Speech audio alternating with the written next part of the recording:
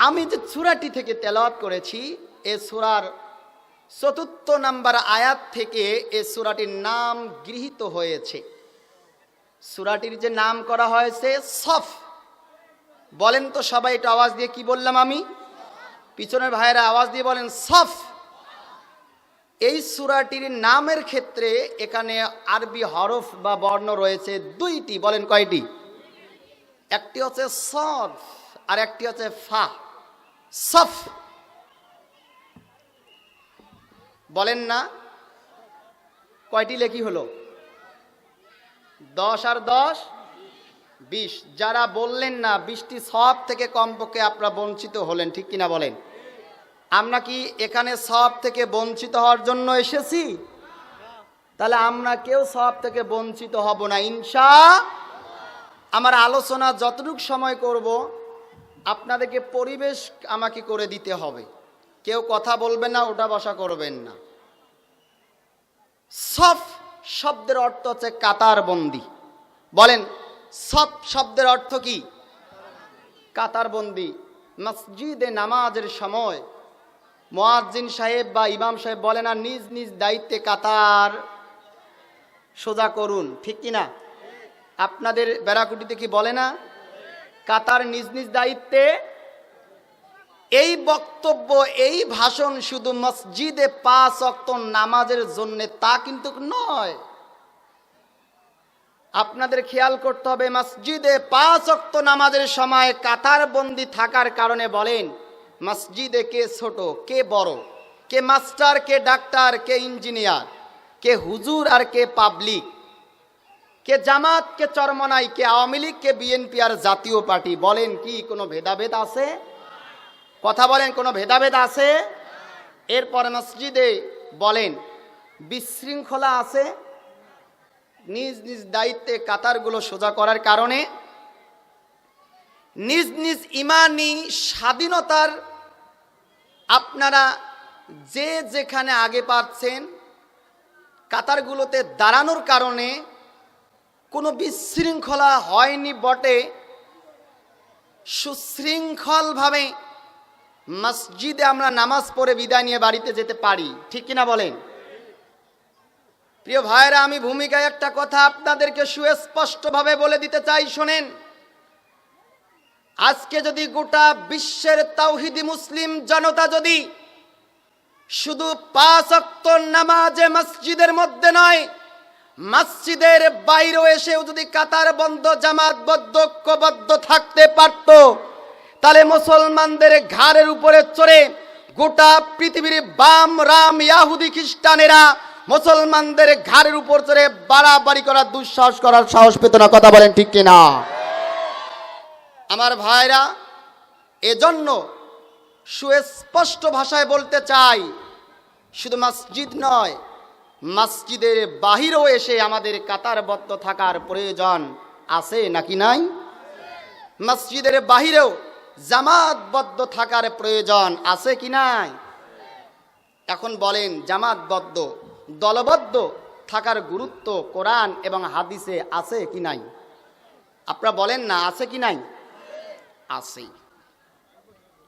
এমনকি জামাতবদ্ধ দলবদ্ধ থাকার গুরুত্ব তো কোরআনের বিভিন্ন সূরায় আছে। এটাকে বোঝানোর জন্য আল্লাহ পাক একটি সূরাও নাজিল করলেন, যে সূরাটির নাম হলো জামাত। বলেন নাম কি? পিছনে ভাইরা মন খারাপ আপনাদের? বলেন, আমি যে সূরাটি তেলাওয়াত করি সূরাটির নাম কি? বলেন না, বলেন বাংলা, বলেন বাংলা, বলেন জামাত। কি নাম? তাহলে আল্লাহ যদি কোরআনে জামাত নামে সূরা নাজিল করে, সেই জামাতকে নিষিদ্ধ বারবার করার চেষ্টা করা হয়েছে, করতে পারে নাই। এমনকি চূড়ান্ত পর্যায়ে যারা জামাতকে নিষিদ্ধ করেছে, এ দেশের তাওহীদি জনতা তাদেরকে নিষিদ্ধ করেছে। কথা বলেন ঠিক কিনা? এমনকি 1 সপ্তাহের মাথায় তারা দেশ ছেড়ে পালাতে বাধ্য হয়েছে। কথা বলেন ঠিক কিনা? অতএব এরপরে যারাই সমাজ এবং রাষ্ট্র পরিচালনার নেতৃত্ব যারা পাবেন, তাদেরকে এখান থেকে শিক্ষা নিতে হবে। ভবিষ্যতে ক্ষমতায় যাওয়ার পরে ইসলামপন্থী দল বা ইসলামী দল তাদেরকে নিষিদ্ধ করার এমন দুঃসাহস আর দেখাবেন কি? দেখানো যাবে নাকি? প্রিয় ভাইরা আমার, আমি তেলাওয়াত করেছি সূরাটি কি নাম বলেন? এখন বলেন, জামাত ভক্ত থাকার প্রয়োজন আছে না নাই? দলবদ্ধ থাকার প্রয়োজন আছে কি নাই? থাকলে লাভ কি? আল্লাহ রাব্বুল আলামিন সূরা সফের ৪র্থ নাম্বার আয়াত, যে আয়াত থেকে সূরার নাম গ্রহণ করা হয়েছে, এই সূরার এই আয়াতটির মধ্যে আল্লাহ পাক বলছেন যে আমি আমার বান্দা সমূহের মধ্যে ওই বান্দাকে সবচাইতে বেশি ভালোবাসি, মহাব্বত করি, যারা দলবদ্ধ থাকে, কাতারবদ্ধ থাকে, জামাতবদ্ধ থাকে, বা বলতে পারেন সঙ্গবদ্ধ থাকে। কোন সুবহানাল্লাহ। এখন জামাতবদ্ধ বা দলবদ্ধ থাকার পিছনে একটা লক্ষ্য বা উদ্দেশ্য বা বলেন কারণ আছে কি নাই? আমার ভাইরা, আল্লাহ রাব্বুল আলামিন বলেন, ইন্নাল্লাহা ইউহিব্বুল্লাযীনা ইউকাতিলুনা ফী সাবিলিহি সাফফান কাআন্নাহুম বুনিয়ানুম মারসুস। বলেন আল্লাহু আকবার। আল্লাহ রাব্বুল আলামিন বলেন, আমার নিকট সবচাইতে প্রিয় বান্দা হলো তারা, আমার নিকট সবচাইতে পছন্দের বা ভালোবাসার বান্দা হলো তারা, যারা নাকি আমার পথে কাতার বন্দী হয়ে, দলবদ্ধ হয়ে, আমার পথে সঙ্গবদ্ধ হয়ে, দলবদ্ধ হয়ে, সীসা ঢালা প্রাচীরের নয়, আমার জমিন থেকে গায়রুল্লাহর প্রভুত্বকে খতম করে আমি আল্লাহর আইনকে প্রতিষ্ঠিত করার জন্য যারা সংগ্রাম করে, লড়াই করে, জিহাদ করে। সুবহানাল্লাহ বলেন। তাহলে কি জানলাম আমরা? দলবদ্ধ সঙ্গবদ্ধ থাকতে হবে, আর থাকার মূল উদ্দেশ্য হলো সঙ্গবদ্ধভাবে গায়রুল্লাহর প্রভুত্ব তথা মানুষের তৈরি করা আইনকে দুর্বৃত্ত করে দিয়ে আল্লাহর আইন, আল্লাহর সংবিধান, কোরআন নামক সংবিধান প্রতিষ্ঠার জন্য লড়াই বা সংগ্রাম করার জন্যই আমার দলবদ্ধ সঙ্গবদ্ধ থাকতে হবে। কথা বলেন ঠিক কিনা? আমার ভাইয়েরা, আমাদের সমাজে বেশ কিছু বুজুর্গ লোক রয়েছে, আল্লাহওয়ালা তাকওয়াবান পরহেজগারী লোক রয়েছে, যারা বলে আমি 5 ওয়াক্ত নামাজ পড়ব, জিকির আজকার করব, তাসবিহ তাহলিল পাঠ করব, মাঝে মধ্যে দাওয়াত খেয়ে বেড়াবো, আমি কোনো দল করব না, কারণ আমি রাজনীতি করতে পারবো না, কারণ আমি হলাম নিরপেক্ষ। কি বলে না বলেন? সমাজে আছে না এমন লোক? কারা বলে? আমাদের মতো কিছু হুজুরও আছে, তো নামাজি আছে, তার সম্পূর্ণ বডির মধ্যে সুন্নতের কোনো ঘাটতি নেই, এমন লোকও বলে যে আমরা কোনো দল বুঝি না, আমরা নিরপেক্ষ। আমার ভাইরা, তাদের ব্যাপারে সূরা সফের এই ৪র্থ নাম্বার আয়াতের শিক্ষা হলো, আপনি যদি আল্লাহর ভালোবাসার পছন্দের বান্দা হতে চান, তাহলে নিরপেক্ষ থাকার কোনো সুযোগ নেই। কথা বলেন ঠিক কিনা? বরং যারা বলে আমি নিরপেক্ষ, এই কথাটি হচ্ছে কুফরি কথা। কি কথা বলেন? কুফরি কথা। অতএব এ কথা বলা যাবে না। আল্লাহ রাব্বুল আলামিন বলেন অন্যত্রে, ওয়া মাইয়াতাসিম বিল্লাহি ফাকাদ হুদিয়া ইলা সিরাতিম মুস্তাকিম। আল্লাহ পাক বলেন যে আমার পথে দৃঢ় রূপে ধারণ করবে, অবশ্যই ওই ব্যক্তি কেবলমাত্র সরল, সত্য, সঠিক জান্নাতের পথেই থাকবে। কোন সুবহানাল্লাহ। আমার ভাইরা, এখন বলেন তো দেখি, 5 ওয়াক্ত নামাজের মধ্যে আপনি যখন কুরআনুল কারীম থেকে সূরা আল ফাতিহা তেলাওয়াত করেন, কি সূরা ফাতিহা তেলাওয়াত করেন কি করেন না? বলেন, করেন কি না?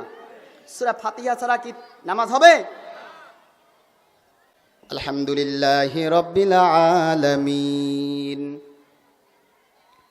আর রহমানির রহিম মালিকি ইয়াউমিদ্দিন ইয়্যাকা না'বুদু ওয়া ইয়্যাকা নাস্তাঈন। এরপর আয়াত কি জানো? বলেন বলেন, ইহদিনাস সিরাতাল মুস্তাকিম। এই আয়াতটি পাঠের মাধ্যমে আমরা 5 ওয়াক্ত নামাজের মধ্যে রব্বুল আলামিনকে বলি, আল্লাহ আমাদেরকে সহজ সরল জান্নাতের পথে পরিচালিত করো। বলি কি বলি না বলেন?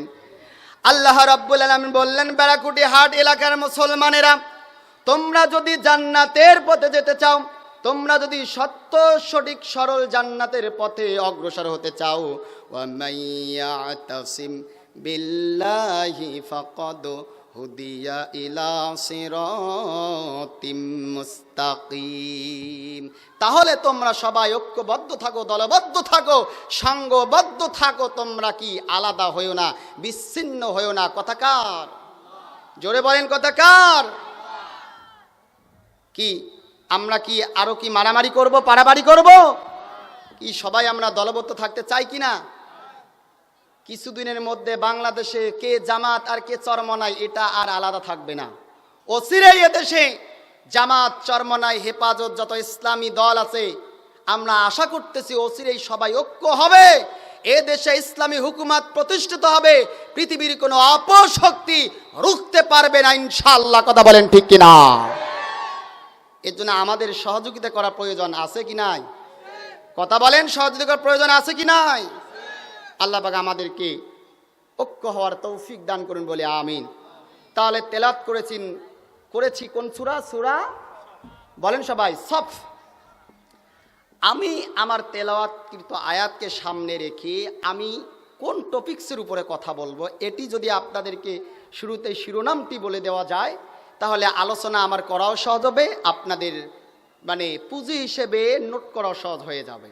আমি আমার এই 3টি আয়াতকে সামনে রেখে আমি আলোচনা করব 3টি পয়েন্টের আকারে। কয়টি পয়েন্ট? আমার সাথে কথা বলবে। কয়টি পয়েন্ট? নাম্বার 1, 1 নাম্বার হবে জুলুম।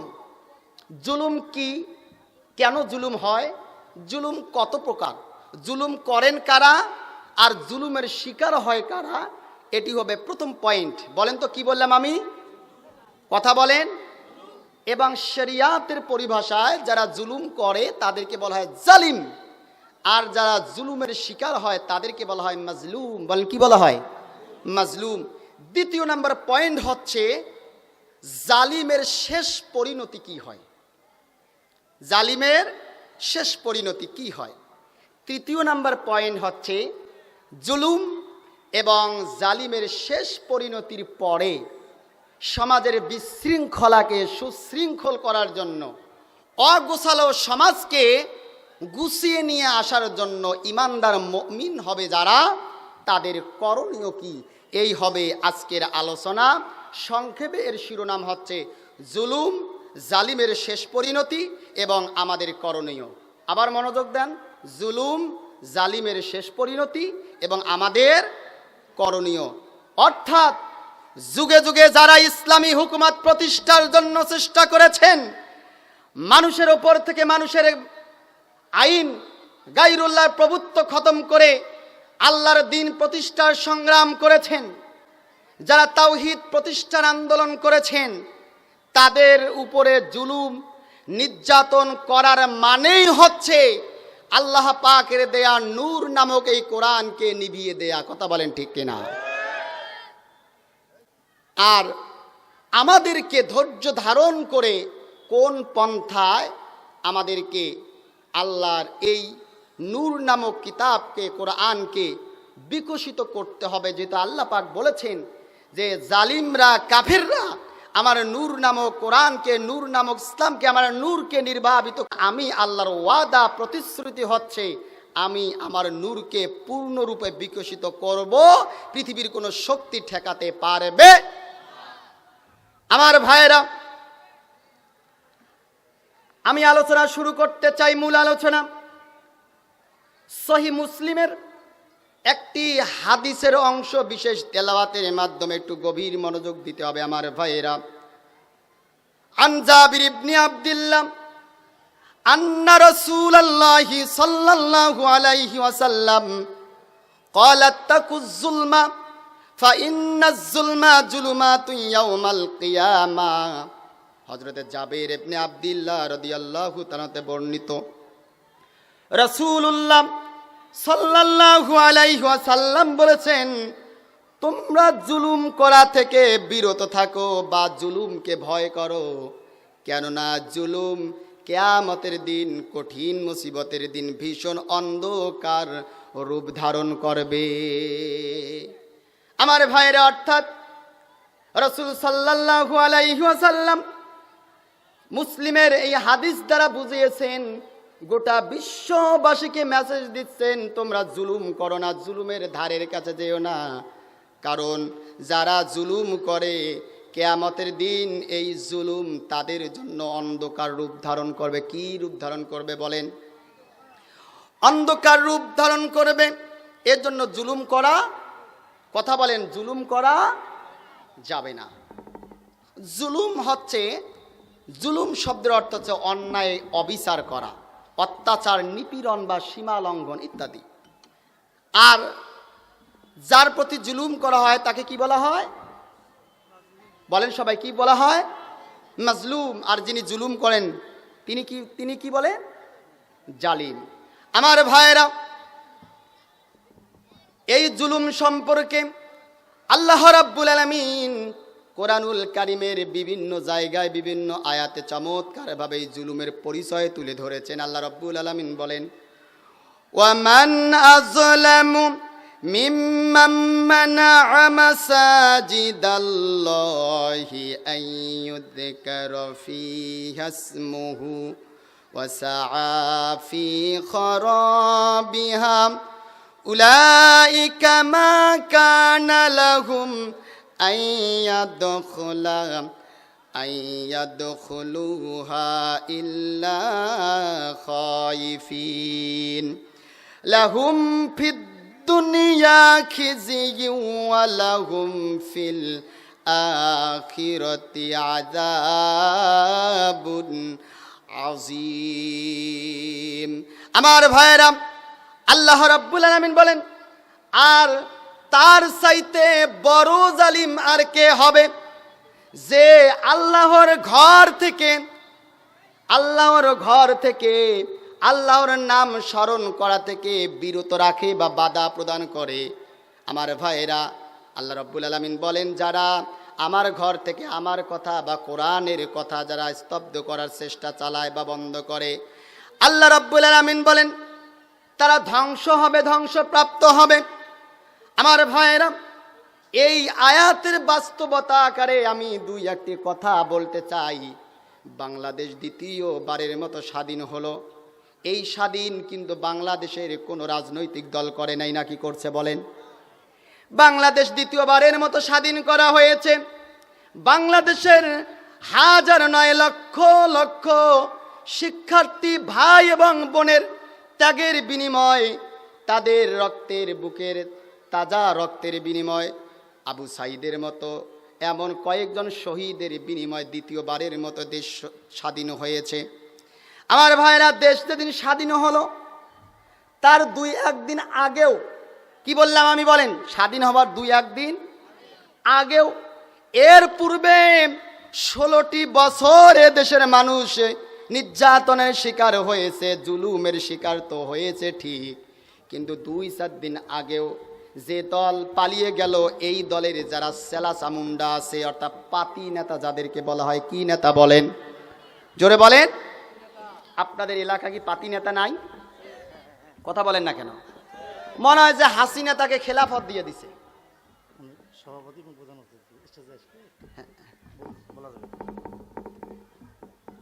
আমার 2-4 দিন পূর্বেও, যেহেতু আমি এই কাশীপুর ইউনিয়নের সন্তান, এর জন্য আমি কথাগুলো আপনাদেরকে বলতেছি। আল্লাহ পাক বললেন, ওই ব্যক্তির চেয়ে বড় জালিম আর কে হবে, যে আমার ঘর তথা মসজিদ থেকে আমার কোরআনের কথা বন্ধ করে দেওয়ার প্রয়াস চালায়।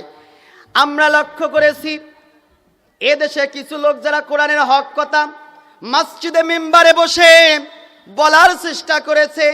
এদেশের অনেক জালিম রয়েছে, মসজিদে নামাজ পড়ার পরেও ওই মসজিদে বসে আল্লাহর কোরআনের হক কথা বলার কারণে ইমামের ইমামতির চাকরি নষ্ট করে দিয়েছে। কথা বলেন ঠিক কিনা? দেয়নি? ইমামদেরকে ওপেনলি ভাবে কোরআনের হক কথাগুলো বলতে দেওয়া হয়নি। পরামর্শ দেওয়া হয়েছে সভাপতি সেক্রেটারির মাধ্যমে, হুজুর দেশের অবস্থা একটু ভিন্ন রকম, অতএব আপনি একটু হিসাব নিকাশ করে কথা বলবেন। আপাতত মাটির উপরের ওয়াজ করার প্রয়োজন নাই, মাটির নিচের ওয়াজ করলেই চলবে। ঠিক কিনা বলেন? শুধু তাই নয় আমার ভাইয়েরা, রাসূলুল্লাহ সাল্লাল্লাহু আলাইহি ওয়াসাল্লাম মসজিদ ছিল তার সংসদ ভবন। এখন আমাদের মসজিদগুলোতে লেখা হয় মসজিদে দুনিয়াবি কথা চলবে, এমন লেখা থাকে কিনা? এটি জায়েজ নেই। এই যে মসজিদে লেখা হয় মসজিদে দুনিয়াবি কথা চলবে, অনেক মসজিদে এমনটি লেখা থাকে কিনা? এটি মোটেও লেখা ঠিক নয়। দুনিয়াবি কথা বলতে কিছুই নেই। আল্লাহ পাক বলছেন ওয়াল্লাযীনা হুম আনিল লাগবি মুরিদুন, অহেতুক কথা এবং কাজ বর্জন করা এটি ঈমানদার মুমিনদের একটি অন্যতম গুণ বা বৈশিষ্ট্য। সুবহানাল্লাহ। তো অহেতুক কথা বা কাজ শুধু মসজিদ নয়, মসজিদের বাহিরেও হাট বাজারও মানে বর্জন করা এটি ঈমানের দায়িত্ব। বলেন, এটি ঈমানি দায়িত্ব। মসজিদে সব কথা চলবে। মসজিদে সমাজ কিভাবে চলবে, মসজিদে রাষ্ট্র কিভাবে চলবে, ব্যবসায়িকরা ব্যবসা কিভাবে করবে, মেম্বার তার ওয়ার্ড কিভাবে চালাবে, চেয়ারম্যান তার ইউনিয়ন কিভাবে চালাবে, সব কথা মসজিদে হবে, তাতে কোনো সমস্যা এবং হয় কিনা বলেন? এখন বলেন তো, আল্লাহ রাব্বুল আলামিন বললেন ইন্নাদ-দীনা ইনদাল্লাহিল ইসলাম। আমার ভাইরা, ইসলাম যদি পূর্ণাঙ্গ জীবন ব্যবস্থায় হয়, তাহলে বলেন তো ব্যক্তি, পরিবার, সমাজ, রাষ্ট্র সব দিক এবং সব কথাগুলো যদি কোরআনের মধ্যে থাকে, তাহলে 5 ওয়াক্ত নামাজের মধ্যে যে হুজুর কোরআন তেলাওয়াত করে, বলেন তো দেখি এই তেলাওয়াতের মাধ্যমে ব্যবসায়ী এটি কি ছাড় দিয়ে যায় নাকি? চাকরির কথা বাদ পড়ে যায় কি বলেন? বাদ পড়ে? তাহলে তো তেলাওয়াতের মাধ্যমে তো সব কথাই আসে। সমস্যাটা কি? সমস্যা তখন তেলাওয়াত করবেন, সমস্যা নাই। সমস্যা হলো তখন যখন মসজিদের ইমাম বা কোনো ইসলামী দল মসজিদের মধ্যে বসে কোরআনের ব্যাখ্যা দিয়ে দিয়ে পথভোলা জাতিকে যখন কোরআনের পথে, ইসলামের পথে নিয়ে আসার প্রয়াস চলে, তখন এই সমস্যা। কথা বলেন ঠিক কিনা? তাহলে আল্লাহ বললেন ওই ব্যক্তির চেয়ে বড় জালিম আর কে হবে, যে আমার ঘর থেকে আমার কথা বন্ধ করে দেওয়ার জন্য চেষ্টা চালায়, সেই হলো সবচেয়ে বড় জালিম। আমার ভাইরা, আল্লাহর আইন যারা অমান্য করে, আল্লাহর আইন যারা সমাজে প্রতিষ্ঠিত হোক এটা যারা চায় না, বরং মানবরচিত আইন অনুযায়ী যারা জীবন পরিচালনা করে এবং মানবরচিত আইন প্রতিষ্ঠার জন্য যারা চেষ্টা চালায়, আল্লাহ রাব্বুল আলামিন কোরআনুল কারিমে বলেন এরাই হলো সবচাইতে বড় জালেম। এরাই হলো সবচাইতে। ওয়া মাল্লাম ইয়াহকুম বিমা আনজালাল্লাহু ফাউলাইকা হুমুজ জালিমুন। আল্লাহ পাক বলেন আমার দেয়া সংবিধানকে বাদ দিয়ে মন গড়া মানব রচিত মানুষের তৈরি করা আইন দিয়ে যারা ব্যক্তি চালে, সমাজ চালায়, রাষ্ট্র পরিচালনা যারা করে, বা কোনো বিচার ফয়সালা বা কোনো সমস্যার সমাধান নিয়ে আসার চেষ্টা করে, সুস্পষ্ট ভাষায় এরা হলো জালেম। বলেন এরা কি? অন্যত্রে আল্লাহ বলেন ওয়া মাল্লাম ইয়াহকুম বিমা আনজালাল্লাহু ফাউলাইকা হুমুল কাফিরুন ফাউলাইকা হুমুল ফাসিকুন। শুধু আল্লাহ জালিম বলে নাই, বলেছেন কাফের এবং বলেছেন ফাসিক। যারা ফাসিক, যারা কাফের এবং যারা জালিম, কেবল তারাই আল্লাহর জমিনে মানবরচিত আইন প্রতিষ্ঠার জন্য সংগ্রাম করে। কথা বলেন ঠিক কিনা? আল্লাহ রাব্বুল আলামিন বলেন আল্লাযীনা আমানু ইউকাতিলুনা ফি সাবিলিল্লাহ ওয়াল্লাযীনা কাফারু ইউকাতিলুনা ফি সাবিলিত তাগুত। আল্লাহু আকবার বলেন। আল্লাহ রাব্বুল আলামিন বলেন আল্লাযীনা আমানু, যারা ঈমানদার, যারা মুমিন কেবল তারা ইউকাতিলুনা ফি সাবিলিল্লাহ, কেবল তারাই আল্লাহর পথে লড়াই করে বা সংগ্রাম করে। অর্থাৎ মানুষের তৈরি করা আইনের মধ্যে মানবরচিত আইন দুর্বৃত্ত করে আল্লাহর আইন, আল্লাহর দ্বীন প্রতিষ্ঠার জন্য কেবল তারাই লড়াই করে। ওয়াল্লাযীনা কাফারু ইউকাতিলুনা ফি সাবিলিত তাগুত, আর যারা কাফের অস্বীকারী কেবল তারাই শয়তানের আইন প্রতিষ্ঠার জন্য আন্দোলন করে। কথা বলেন ঠিক কি না? তাই না? তাই না? এজন্য ইমানদার মুমিনেরা যেহেতু আল্লাহর জমিনে আল্লাহর দ্বীন প্রতিষ্ঠা করতে চায়, এজন্য জেল, জুলুম, হামলা, মামলা, ফাঁসি সব কিছু তারা হাসি মুখে পেতে নেয়। নেয় কি নেয় না? নিচে কি নেয়নি? আর যারা কাফের, যারা শয়তানের আইন প্রতিষ্ঠা করতে চায়, তারাই কিন্তু ওই আল্লাহর ইমানদার বান্দাদের উপরে জুলুম করার কারণে তারা হয়ে যায় মাজলুম, আর ওরা হয়ে যায় কাফের বা জালিম। ঠিক কিনা বলেন? আল্লাহ রাব্বুল আলামিন জুলুমের কথা বলতে কি অন্যত্র বলেন, ওয়ামান আযলামু মিম্মান ইফতারা আলাল্লাহিল কাযিবান আও কাযযাবা বিআয়াতিহি ইন্নাহু লা ইউফলিহুজ জালিমুন। আল্লাহ তাআলা বলছেন, আর তার চেয়ে বড় জালিম আর কি হবে, যে আল্লাহর নামে মিথ্যা দোষারোপ করে। কি করে? যারা আল্লাহর নামে মিথ্যা অপবাদ দেয়, মিথ্যা দোষারোপ করে, এরাই হলো সবচেয়ে বড় জালেম। এই আয়াতটিকে বোঝার জন্য আমার আলোচ্য মূল আয়াতটি যদি একটু সামনে নিয়ে আসে আরো সহজ হয়ে যাবে। আমার ভাইরা মনোযোগ দেন। আল্লাহ পাক বলছেন, ওয়ামান আযলামু মিম্মান ইফতারা আলাল্লাহিল কাযিবা ওয়া হুয়া ইউদআ ইলাল ইসলাম ওয়াল্লাহু লা ইয়াহদিল কওমাজ জালিমিন।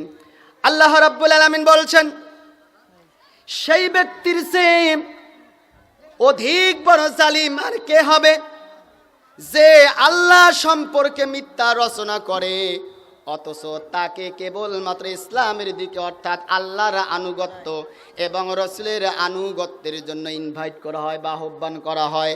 ওয়াল্লাহু লা ইয়াহদিল কওমাজ জালিমিন। আল্লাহ বলেন, আমি জালিম সম্প্রদায়কে হেদায়াত দান করি না। আমার ভাইয়েরা একটু খেয়াল করেন, আল্লাহ বললেন ওই ব্যক্তির চেয়ে বড় জালিম আর কে, যে আল্লাহর নামে মিথ্যা অপবাদ দেয়, মিথ্যা বানিয়ে বলে, মিথ্যা দোষারোপ করে। জি ভাইরা, আপনারা একটু দয়া করে সবাই একটু সামনের দিকে আসবেন, সবাই কাতারে সোজা করবেন, একটু জিকিরের সাথে সুবহান কথা বলেন না, কোরআনের দিকে। আজকে আমাদের সমাজে কিছু লোক আছে, লক্ষ্য করবেন, কোরআনুল কারীম থেকে যখন আপনি কথা বলবেন, যতক্ষণ নামাজের ওয়াজ করবেন ততক্ষণ মাশাআল্লাহ হুজুর ভালো ছিল, এমন হুজুরেরই তো আমাদের দরকার। ঠিক কিনা বলেন? যতক্ষণ জিকির ওয়াজ করবেন, মাশাআল্লাহ একটা হুজুর পেয়েছি। আপনি যখন সিয়ামের ওয়াজ করবেন, সিয়াম নিয়ে বা রোজা নিয়ে যখন বর্ণনা দিবেন, যতক্ষণ পর্যন্ত সিয়াম নিয়ে আলোচনা করা হবে ততক্ষণ পর্যন্ত হুজুর ভালো ছিল। কিন্তু কোরআন দিয়ে সমাজ ব্যবস্থা, রাষ্ট্র ব্যবস্থা, অর্থনীতি নিয়ে যখন কথা বলবে, তখনই তারা বলে এই তো হুজুর ইত্যা কথা, বানোয়াট কথা, সুবিধাবাদ কথা, দলের পক্ষে ওয়াজ শুরু করে দিয়েছে। কথা বলেন ঠিক কিনা? এর জন্যই আমরা 16টি বছরে দেখেছি, যারা তেলতেলা ওয়াজ করেছেন তাদের মাহফিলে সমস্যা নাই, যারা কোরআনের হক কথা বলেছেন, বলতে দেরি হয়েছে, ডানে বামে মুনকার নাকির কত ফেরেশতা ছিল, হুজুরের সামন থেকে মাইক পিস কেড়ে নিতে দেরি হয়নি। কথা বলেন ঠিক কিনা? আমি সে সকল পাতি নেতা, বিশেষ করে কাশীপুর ইউনিয়নের পাতি নেতাদেরকে বলতে চাই, আজকে তোমাদের স্বাধীনতা দিলাম, আমার সামন থেকে মাইক পিস কেড়ে নাও। ঠিক কিনা? ক্ষমতা কোথায় গেল? সাহস থাকলে আজকে আমাদের সামন থেকে মাইক পিস কেড়ে নেওয়ার সাহস করে দেখো। কাশীপুর ইউনিয়নের তাওহীদি মুসলিম জনতা তোমাদেরকে আর ছেড়ে কথা বলবে না ইনশাআল্লাহ। আমার ভাইরা, এই জন্য যারাই ক্ষমতায় আসবে এখন জামাত ইসলাম ক্ষমতায় যাক, যাক চরমনাই পিসাব অথবা বিএনপি, যারাই যাক না কেন, আমরা সুস্পষ্টভাবে বলতে চাই, আগামীতে যদি আবার এই স্বৈরাচার হাসিনার মতো যদি করেন, হাসিনা যেভাবে পালাইছে এর চাইতে কঠিন পরিস্থিতির শিকার হয়ে তোমাদেরকেও পালাতে হবে, ঠিক কিনা বলেন? কি যেন বলেছে লেকচারগুলো ছিল, খেলা, কথা বলেন না, খেলা। আমরা এখন সেনে বুঝলাম আসলে আওয়ামী লীগ হলো ফাঁকা মাঠে গোল দেওয়াইয়া। কি মাঠে গোল দেওয়াইয়া বলেন? আওয়ামী লীগ যে কত বড় খেলোয়াড় বাংলার জনগণেরা দেখতে আর বাকি নাই, কথা বলেন ঠিক কিনা? আমার ভাইরা, এজন্যে যারা ক্ষমতায় যাবে বা যাদেরকে আমরা ক্ষমতায় নিয়ে যাব, একটু হিসাব নিকাশ করেই তাদেরকে নিয়ে যেতে হবে, ঠিক কিনা বলেন? আরো কি ভুল করবেন আপনারা? তবে আমি মাঝখানে আপনাদেরকে একটা ছোট্ট একটা মেসেজ দিতে চাই। এদের স্বাধীন হয়েছে ঠিক, কিন্তু আওয়ামী লীগের পেতাত্তা এই পাতি নেতা যারা, তারা কিন্তু এখনো পর্যন্ত দেশ ছেড়ে যায় নাই। তারা চলে যাক এটাও আমরা চাই না, কিন্তু তাদেরকে আমরা সাবধান করে দিতে চাই। তারা এখনো কিছু কিছু জায়গার মধ্যে তারা বাড়াবাড়ি করার চেষ্টা করতেছে, ঠিক কিনা বলেন? যদি বাঁচতে চাও এখনো সময় আছে, নিজেকে সংশোধন করো, তওবা করো, নামাজ ধরো, আলেম ওলামাদের সাথে মেশো, কোরআনের তাফসীর মাহফিলে যাও, নিজের চরিত্রকে পরিবর্তন করার চেষ্টা করো, ঠিক কিনা বলেন? কমপক্ষে এই অফারটা আমরা তাদেরকে দিতে পারি কি? তাতে কোনো সমস্যা আছে? সমস্যা হলো আফসোস লীগ। কি লীগ বলেন? বলেন আপনারা, বলেন কি লীগ বললাম? আফসোস লীগ। আজকে বাজারে চায়ের দোকানে কিছু পাওয়া যাচ্ছে ইদানিং। আফসোস লীগ হচ্ছে তারাই, কিছু লোক আফসোস করে, আহা এভাবে পতন হবে কল্পনাও করতে পারিনি, এমন আফসোস করে না? যেখানে যে অবস্থায় আফসোস করবেন ওই জায়গায় আফসোস লীগকে দাঁত ভাঙ্গা জবাব দিতে হবে, ঠিক কিনা বলেন? আমার ভাইয়েরা, আসুন, আলোচনা ছিল জুলুম, জালিমের শেষ পরিণতি এবং আমাদের করণীয়। লম্বা আলোচনা, আমি সেদিকে যাব না। কিছুক্ষণের মধ্যেই আমাদের প্রধান মেহমান আমাদের মাঝে উপস্থিত হবেন। আমি বিস্তারিত আলোচনায় না গিয়ে আমি শুধু মূল শিরোনামটা আপনাদেরকে বলতে চাই। আমার ভাইয়েরা, এই জালিমরা জুলুম করে কেন? জুলুম করার মূল কারণটা কি? আল্লাহ রাব্বুল আলামিন কোরআনে কারীমের সূরা ইব্রাহিমে বলতেছেন, আলিফ লাম রা, কিতাবুন আনজালনাহু ইলাইকা লিতুখরিজান নাসা মিনাজ যুলুমাতি ইলান নূর। আলিফ লাম রা, কিতাবুন আনজালনাহু ইলাইকা লিতুখরিজান নাসা মিনাজ যুলুমাতি ইলান নূর। আল্লাহ রাব্বুল আলামিন বলেন, এটি একটি কিতাব আমি নাজিল করেছি, ইলাইকা লিতুখরিজান নাস, মানুষদের জন্য, পথ ভোলা মানুষদেরকে আলোকিত পথে নিয়ে আসার জন্য, জাহান্নামের রাস্তা থেকে ধরে জান্নাতের রাস্তায় নিয়ে আসার জন্য, মিনাজ যুলুমাতি ইলান নূর, অর্থাৎ অন্ধকার থেকে আলোর পথে নিয়ে আসার জন্য, বা এভাবে বলা যেতে পারে একটা অন্ধকার সমাজকে পরিবর্তন করে একটা আলোকিত সমাজ তৈরি করার জন্য আমি এ কোরআন নাজিল করে দিয়েছি। আমার ভাইরা, তাহলে অন্ধকার সমাজ কাকে বলা হয়? যেই সমাজে সুদ, ঘুষ, দুর্নীতি, অশ্লীলতা, বেহায়াপনা, জিনা, বেবিচার, লুটতারাজ, মারামারি, কাটাকাটি, দলাদলি, পারাপারি, রাহাজানি আছে না নাই? কথা বলেন, আছে না নাই? যে সমাজে এই অন্যায়গুলো অপেনে চলে, কুরআনুল কারীমের ভাষায় ওই সমাজকে বলা হয় অন্ধকারের সমাজ। আমি জানতে চাই, পাশে বর্ডার দেশ স্বাধীন হলেও বলেন তো বর্ডারের মধ্যে মাদক বন্ধ হয়েছে? তো বলেন, বন্ধ হয় নাই? এই যে বড় বড় গাড়িগুলো নিয়ে যারা বোতল খাওয়ার জন্য আসা বন্ধ হয়েছে? বন্ধ হয় নাই। বরঞ্চ আমরা দেখতেছি 16 বছর যাদেরকে আমরা পীর সাহেব ভেবেছি, আজকে তাদেরকে মাদক সহ তাদেরকে আমরা দেখতেছি পুলিশের হেফাজতে, কথা বলেন ঠিক কিনা? কি ফেসবুক যারা চালান দেখেন না, মাঝে মধ্যে দেখেন না, অলরেডি তারা আটক হওয়া শুরু হয়েছে। তার মানে কি বোঝা গেল? আমাদের সমাজে সুদ আছে, ঘুষ আছে, দুর্নীতি, এবার মাদক, মারামারি, রাহাজানি সব আছে। তার মানে আমাদের এই সমাজটা এখনো অন্ধকার সমাজেই রয়ে গেছে, ঠিক কিনা বলেন? অতএব এই সমাজকে পরিবর্তন করার জন্য আল্লাহ কোরআন নাজিল করে দিয়েছেন। এই সমাজকে যদি পরিবর্তন করতে চান, অর্থাৎ সুদ মুক্ত, ঘুষ মুক্ত, মাদক মুক্ত যদি সমাজ বা রাষ্ট্র গঠন করতে চান, তাহলে এই কোরআনকে সংসদে নিয়ে যেতে হবে। কোথায় নিয়ে যেতে হবে? কথা বলেন, কোথায় নিয়ে যেতে হবে? এই কোরআন সংসদে নিয়ে যেতে হবে। আর আমরা লক্ষ্য করেছি সংসদের চেয়ারগুলো যারা দখল করে আছে, এরাই হলো সবচেয়ে বড় বাটপার, সুদখোর, ঘুষখোর, আর ডালখোর, ইয়াবাখোর আর বাবাখোর। কথা বলেন ঠিক কিনা? তারা বুঝতে পেরেছে কোরআন যদি সংসদে আসে, যারা কোরআনকে সংসদে নিয়ে যেতে চায়, সমাজের মধ্যে তারা হলো সবচাইতে ভালো মানুষ, সৎ এবং যোগ্য, আদর্শবান, তাকওয়াবান লোক। আর এই লোকগুলো যদি সংসদের মধ্যে আসে, আমাদের আর বাটপারি খাওয়া হবে না। অতএব তারা ক্ষমতায় যাওয়ার পরে একের পর এক জুলুম করে তাদের উপরেই, যারা এই কোরআনকে সংসদে নিয়ে যেতে চায়। কথা বলেন ঠিক কিনা? কথা বলেন ঠিক কিনা?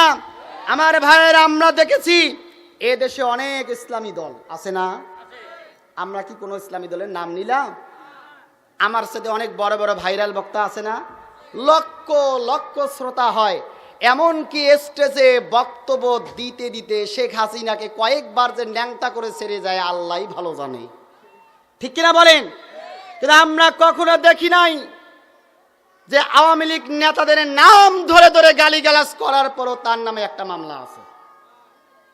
এমন বক্তা অনেক আছে না নাই? মানে স্টেজে ডাইনে একজন আওয়ামী লীগের বড় নেতা, বামে একজন বিএনপির বড় নেতা, একের নাম ধরে ধরে গালিগালাজ করতেছে, এরপরও মামলা নাই, হামলা নাই, জেল নাই, জুলুম নাই, মাহফিল করতে পারমিশনের কোনো প্রয়োজন। কিন্তু নরম কথা বললেও মামলা হয়, কারণ তারা বুঝতে পেরেছে এই হুজুর যাই গালিগালাজ যাই করুক না কেন, এরা তো কোরআনকে সংসদে নিয়ে যাওয়ার কথা বলে না। অতএব এদেরকে বাধা দেওয়া মানে সময় অপচয়। যারা কোরআনকে সংসদে নিয়ে যেতে চায়, এদের নামেই মামলা, হামলা, এদেরকে ফাঁসি দেওয়ার ষড়যন্ত্র করা হয়েছে, তাই না? আমার ভাইরা, জালিমরা জুলুম করার পিছনে এটাই হলো মূল কারণ, কারণ তারা চায় এই কোরআন যেন সংসদে না যায়। আমার ভাইরা, আমি আপনাদেরকে বলতে চাই, এই কোরআন সংসদে যাক, আমরা চাই কি চাই না? কথা বলেন, চাই কি চাই না? যদি চান, আমাদের সকলকে ঐক্যবদ্ধ হওয়ার প্রয়োজন আছে না নাই? আমরা যদি ঐক্যবদ্ধ হই, আগামীর বাংলাদেশ হবে কোরআনের বাংলাদেশ। আমরা যদি ঐক্যবদ্ধ হতে পারি, আগামীর বাংলাদেশ হবে ইসলামের বাংলাদেশ। আমরা যদি ঐক্যবদ্ধ হতে পারি, আগামীর দেশ হবে স্বৈরাচার মুক্ত বাংলাদেশ। কথা বলেন ঠিক কিনা? এজন্য আমি আপনাদের সকলকে উদাত্ত আহ্বান করছি, আসুন আমরা সবাই ঐক্যবদ্ধ হয়ে সৎযোগ্য, আল্লাহ ভীরু, চরিত্রবান, নিঃস্বার্থ লোকদের হাতে, একে মেম্বার, চেয়ারম্যান, উপজেলা চেয়ারম্যান, এমপি, মন্ত্রী থেকে শুরু করে সংসদ সদস্য পর্যন্ত আমরা বানানোর চেষ্টা করি। আগামী সময় আসতেছে, কথা বলেন ঠিক কিনা? কি আমরা পারবো তো? পারবো তো? আমার ভাইরা, প্রধান মেহমান কিছুক্ষণের মধ্যে আসবে, অলরেডি তৈরি হয়েছে। কিন্তু আপনারা যারা দাঁড়িয়ে আছেন, তারা যদি একটু বসে পড়েন, আমি অল্প সময় অন্য একটা টপিক কয়েকটি কথা বলে আমি বিদায় নিব ইনশাআল্লাহ। আমার ভাইরা, সাউন্ডটা আর একটু ক্লিয়ার করবেন ভাই, সাউন্ডটা একটু ক্লিয়ার করতে হবে, কারণ গলা আমার অলরেডি শেষ হয়ে গেছে। আমার ভাইরা, বলতে পারবেন? সূরা তাওবা, বলেন কোন সূরা? 111 নম্বর আয়াত। আমার ভাইরা, আল্লাহ রাব্বুল আলামিন বলেন, ইন্নাল্লাহা আশতারা মিনাল মুমিনিনা আনফুসাহুম ওয়া আমওয়ালাহুম বিআন্না লাহুমুল জান্নাহ। বলেন আল্লাহু আকবার। আল্লাহ রাব্বুল আলামিন বলেন, ইন্নাল্লাহা আশতারা মিনাল মুমিনিনা আনফুসাহুম ওয়া আমওয়ালাহুম বিআন্না লাহুমুল জান্নাহ। আমি তো তোমাদেরকে জান্নাত দিব, অবশ্যই জান্নাত দিব, তবে তোমাদেরকে একটি আমল করতে হবে। আবার ওই আমলটি দুইটি জিনিসের বিনিময়। একটি হলো আমি আল্লাহ তোমাদেরকে যে জান দিয়েছি, এবং আমি আল্লাহ তোমাদেরকে যে মাল দিয়েছি, যে ধন দিয়েছি, সম্পদ দিয়েছি, এই ধন সম্পদ মাল এবং তোমাদের জানের বিনিময় তোমরা একটি কাজ করবে, সেটি হলো আমার জমিনে আমার দিন প্রতিষ্ঠার জন্য লড়াই করবে, সংগ্রাম করবে। আমার ভাইয়েরা, দিন প্রতিষ্ঠার সংগ্রাম করতে গেলে বলেন তো দেখি, জান দেয়া লাগে কি লাগে না? আমরা সময় ব্যয়ের মাধ্যমে জান আল্লাহর রাস্তায় দেই। এমনকি অনেকে আছে এই দিন প্রতিষ্ঠার আন্দোলন করতে গিয়ে গুলির মাধ্যমে ইন্তেকাল করেন বা শহীদ হন। আবার অনেকে আছে ফাঁসির কাঠগড়ায় গিয়ে শাহাদাত বরণ করেন। এমন নজির আছে না নাই? তার মানে বোঝা গেল, দিন প্রতিষ্ঠার লড়াই করতে গিয়ে, সংগ্রাম করতে গিয়ে আল্লাহ রাস্তায় জান দেয়া লাগবে, আর একটা হলো আল্লাহ রাস্তায় মাল দেয়া লাগবে। এখন বলেন তো, ধন সম্পদ মাল দেয়ার মালিক যিনি, তিনি কে? আল্লাহ রাব্বুল আলামিন বলেন, আল্লাযীনা ইউকিমুনাস সালাতা ওয়া মিম্মা রাযাকনাহুম ইউনফিকুন। আল্লাহ রাব্বুল আলামিন বলেন, তোমরা নামাজ কায়েম করো। হুকুম কার? আস্তে নয়, জোরে বলেন, হুকুম কার? যে আল্লাহ বললেন নামাজ কায়েম করো, ওই আল্লাহ বললেন নামাজ কায়েম করার পর আমি আল্লাহ তোমাদেরকে যে রিজিক দিয়েছি তা থেকে খরচ করো আমার পথে। আমার ভাইরা, এখন বলেন তো, নামাজ কায়েমের পরে আল্লাহর পথে ব্যয় করার প্রয়োজন আছে না? না। কিন্তু দুঃখের বিষয় হলেও সত্য, আমরা নামাজ পড়ি, আলহামদুলিল্লাহ, সমস্যা নাই। ওয়াজ বাড়িতে ওয়াজ শুনতে আসছি, তাও সমস্যা নাই। জিকির আজকার করবো, তাসবিহ তাহলিল পাঠ করবো, তাও সমস্যা নাই। সমস্যা হলো ওই জায়গায় যেখানেই গেলে টাকা দেওয়া লাগে, যে আমল করলে অর্থ ব্যয় হয়, ওই জায়গায় বাংলার চালাক যারা, তারা নাই। কথা বলেন ঠিক কিনা? রাগ করলেন আপনারা? যাচ্ছি তো ওইদিকে। প্রিয় ভাইরা, তাহলে কি বললাম? দুই একজন লোক ওটাওটি করতেছেন, আমি লক্ষ্য করতেছি। আপনাদের পাশে যদি কেউ ওঠে, তাকে টেনে বসাবেন। এই যে মুরব্বি উঠতেছে গা, মুরব্বি ডায়লগ মারা যাবে না, কিন্তু সময় কম, ডিস্টার্ব হয়ে যাবে। জি, কেউ উঠবেন না প্লিজ, কেউ উঠবেন না। আমার ভাইরা, আল্লাহ রাব্বুল আলামিন কুরআনুল কারিমে বলেন, ওয়া আনফিকু মিম্মা রাযাকনাকুম মিন ক্বাবলি আন ইয়াতিয়া আহাদাকুমুল মাউত ফায়াকুলু রাব্বি লাউলা আখখারতানি ইলা আজালিন করিব। আল্লাহ রাব্বুল আলামিন বলেন, আমি আল্লাহ তোমাদেরকে যে রিজিক দিয়েছি, বলেন তো রিজিক দিয়েছে কে? ওই আল্লাহ বলেন, আমি তোমাদেরকে যে রিজিক দিয়েছি তা থেকে আমার পথে খরচ করো। তোমাদের মধ্য থেকে কারো মৃত্যু আসার আগে নাকি পরে? বলেন, আল্লাহর পথে ব্যয় করতে হবে মৃত্যুর আগে নাকি মৃত্যুর পরে? কিন্তু আমরা ব্যয় করি মৃত্যুর আগে না পরে? জীবিত থাকা অবস্থায় আমরা ব্যয় করতে চাই না। যেই না বাবা মারা যাবে, মা মারা যাবে, বা নানা নানি মারা যাবে, এই তো 10টা 5টা 2টা গরু জবাই করে, আসে না নাই? অথচ ওলামায়ে কেরাম ঐক্যমত পোষণ করেছেন সুস্পষ্ট বেদাত।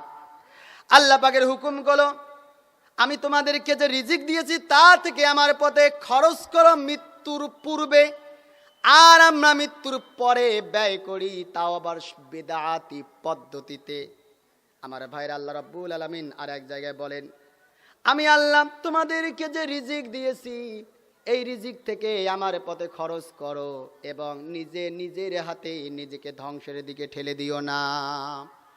আমার ভাইরা, আল্লাহর পথে যখন আপনি অর্থ খরচ করবেন, মসজিদ, মাদ্রাসা, এরপর ইসলামী আন্দোলন তথা আল্লাহর রাস্তা বলতে যা বুঝায়, আল্লাহর পথ বলতে যা বুঝায়, এই পথগুলোতে যদি আপনি ব্যয় করেন, খরচ করেন, তাহলে আল্লাহ রাব্বুল আলামিন এই দুনিয়ার জীবনেও কিছু আপনাদের সফলতা দান করবেন এবং মৃত্যুর পরেও আল্লাহ পাক রব্বুল আলামিন আপনাদেরকে কিছু যাজা দিবেন। দুনিয়ার মধ্যে নগদ যে পুরস্কার পাওয়া যাবে তা হলো আপনি যদি আল্লাহর রাস্তায় যদি খরচ করেন, আল্লাহর পথে যদি ব্যয় করেন। এক নাম্বার হলো বেশি বেশি খরচ করার কারণে অর্থ উপার্জন করতে গিয়ে মৌলিক হারাম পন্থা ছাড়া হালাল পথে উপার্জন করতে গিয়েও যে দুই একটি ছোটখাটো ত্রুটি হয়েছে, এই উপার্জনের মধ্যে আল্লাহ রাব্বুল আলামিন তার পথে ব্যয় করার কারণে ওই ছোটখাটো ভুল ত্রুটি ক্ষমা করে দিয়ে আল্লাহ রাব্বুল আলামিন আপনার ওই উপার্জন হালাল করে দিবে। কোন সুবহানাল্লাহ। শুধু তাই নয়, আল্লাহর পথে যারা খরচ করে, অর্থ খরচ করে, আল্লাহ যে রিজিক দিয়েছেন এই রিজিক থেকে যারা আল্লাহর পথে খরচ করে বা ব্যয় করে, দুই নাম্বার যে পুরস্কার পাওয়া যাবে দুনিয়ার জীবনে, সেটি হলো আল্লাহর পথে ব্যয় করার কারণে আল্লাহ রব্বুল আলামিন আপনার ওই উপার্জনের মধ্যে বা আপনার ওই রিজিক বা অর্থ সম্পদের মধ্যে বারাকা দান করে। কোন সুবহানাল্লাহ। এখন বলেন, আমাদের উপার্জন বা রিজিকের মধ্যে বারাকার প্রয়োজন আছে না নাই? পিছনে ভাইরা বলেন আছে না নাই? আমরা চাই কিনা বলেন? এখানে অনেক ব্যবসায়িক ভাই আছেন, আজকে আপনার দোকানের মধ্যে 1 লাখ টাকার মাল আছে বা প্রোডাক্ট রয়েছে, আগামী 1 সপ্তাহের মধ্যে যে 2 লাখ টাকার মাল থাকে, ভালো লাগবে নাকি খারাপ লাগবে? কথা বলেন। আজকে আপনার এক পথ একটা উপার্জনের রাস্তা আছে, আগামীকাল যদি আপনার উপার্জনের আর একটা রাস্তা বের হয়ে যায়, তাহলে বলেন আপনাদের ভালো লাগবে নাকি মন্দ লাগবে? কথা বলেন। অবশ্যই ভালো লাগবে। আর এই ভালো লাগার জন্য বলেন আল্লাহর পথে খরচ করার প্রয়োজন আছে না নাই? আছে না নাই? এবং এখানে আমরা যারা আছি, চাকরিজীবী আছি, ব্যবসায়িক আছি, খেটে খামারে কাজ করে উপার্জন করনেওয়ালা আছি, রিক্সা চালায়া, ভ্যান চালায়া, কুলিকিরি করে ইনকাম করে উপার্জন করে এমন লোক আছে না নাই? কেউ কি একজন দাঁড়িয়ে বলতে পারে হুজুর একে 100-র মধ্যে 100 আমার উপার্জনের মধ্যে হালাল, কোনো সমস্যা নেই? কেউ বলতে পারবেন? ভাই এটা টিস্যুর ব্যবস্থা করতে হবে কি? ভাই আমার কথা বুঝতে পেরেছেন? আপনার উপার্জনের মধ্যে 100-র মধ্যে 100% হালাল, কোনো সমস্যা নাই, এমন গ্যারান্টি কেউ দিতে পারবো? বড় জোর বলতে পারবো হুজুর আমি চাকরি করি, ঘুষ দেওয়া নেই নাই, কিন্তু আপনি যে চাকরি করেন ওই চাকরিটা আপনার কাছে আমানত, ঠিক কিনা বলেন? সময় মতো ডিউটি করা এটা আপনার আমানত। ডিউটি করতে আমাদের কম বেশি অনেক সময় হয় কিনা বলেন? হওয়ার কারণে আমানতটা খেয়ানত করার কারণে বলেন উপার্জনটি হালাল হওয়ার পরও একটু মাঝখানে গ্যাপ থেকে যায় কিনা? কথা বলেন, গ্যাপ থেকে যায় কিনা? এজন্য আল্লাহর হুকুম যে ফরজ ব্যয়টা আছে, অর্থাৎ যাকাত যেটা বলেন, এই যাকাত তো দিতেই হবে, না দিলে নামাজ না আদায় করলে যে পরিমাণ গুনাহ হবে, যাকাত না দিলে সেই পরিমাণ গুনাহ হবে। কিন্তু এই ছোটোখাটো ত্রুটিগুলো ক্ষমা করে আপনার উপার্জনটা 100% সহি শুদ্ধ হওয়ার জন্য বিশেষ কিছু খরচ আছে আল্লাহর পথে। মসজিদ, মাদ্রাসা, গরিব দুঃখী এতিমদের পিছনে খরচ করতে হয়। আল্লাহু আকবার বলেন। এখন বলেন এই পথে আমাদের ব্যয় করার প্রয়োজন আছে কি নাই? কথা বলেন আছে না নাই? আমরা কি আল্লাহর পথে বেশি বেশি ব্যয় করতে কি রাজি আছি? কে কে রাজি আছি দু হাত তুলে দেখেন। লিল্লাহে তাকবীর, লিল্লাহে তাকবীর। আলহামদুলিল্লাহ, হাত নামান। আমার ভাইয়েরা, আমি চাচ্ছি খুব দ্রুত প্রধান আলোচককে মঞ্চে নিয়ে আসা হোক। কি আমার সাথে আপনারা একমত আছেন?